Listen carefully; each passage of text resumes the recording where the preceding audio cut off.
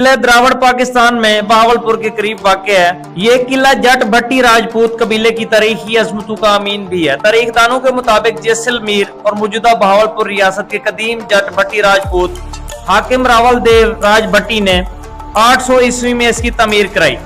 इस दौर में इस राजा को राजा डेवा भट्टी भी कहा जाता था। किला द्रावड़ बहावलपुर से 100 किलोमीटर के फासले पर तहसील अहमदपुर शर्की में चोलिस्तान सहरा के दरमियान में कीलो दूर तक देखा जा सकता है। चोलिस्तान में वाक़ इस किले की दीवारें और इनकी साख्त ओहदे रफ्ता की शान और शौकत की मजर है और इस खित्ते की माजी की अमीन भी है।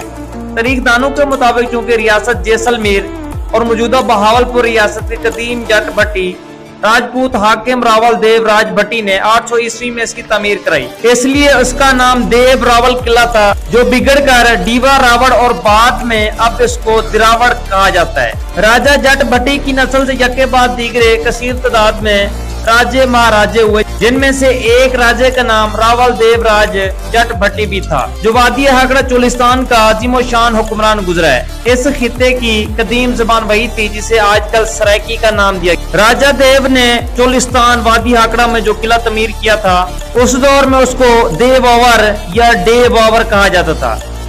ओवर संस्कृत जबान का लफ्ज है जिसके मैनी किला कोट फोर्ट के हैं। इसी तरह डेवा ओवर से मुराद राजा डेवा भट्टी का किला है, जो बाद में राजा डेव के खानदान से हाकिम बहावलपुर सादे खान अब्बासी के खानदान की मलकियत बना। आजकल जिसमें बहावलपुर के हुक्मरान अब्बासी खानदान के बुजुर्गों के मकबरे या मज़ारात हैं। बिल्कुल इसी तरह जिस तरह राजा किहार जट भट्टी ने इस दौर में दरिया ब्यास और सतलज के संगम पर एक किला तमीर कराया था, जिसे उस दौर में केहरावर कहा जाता था।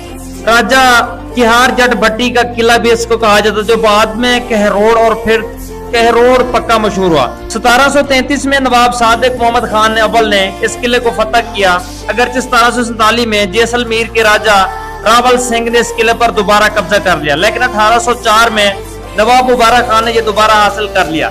इसके बाद ये बहावलपुर के हुक्मरानों ने शाही रिहायशगाह के तौर पर भी इस्तेमाल किया।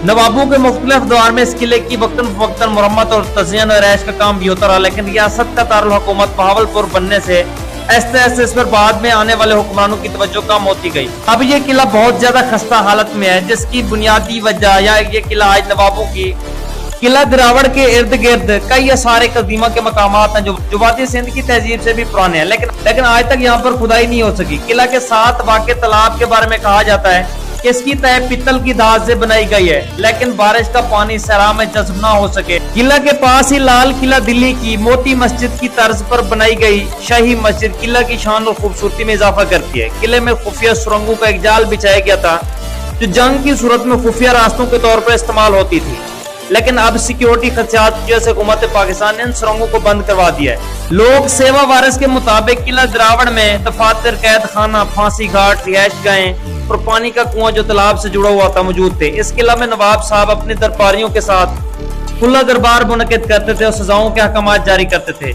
आज भी ये किला नवाब खानदान की मलकियत है। यहाँ पर 3 चौकीदार भी इन्हीं की तरफ से मुतय्यन है। ये किला चोलिस्तान जीप रैली का इख्तितामी पॉइंट भी है, जिसकी वजह से काफी मुल्की और गैर मुल्की सियासी तारीखी मकाम की सैर भी करते हैं। इस तरह की इंफॉर्मेशन के लिए हमारे चैनल को सब्सक्राइब कर लें, वीडियो को लाइक कर दें। शुक्रिया।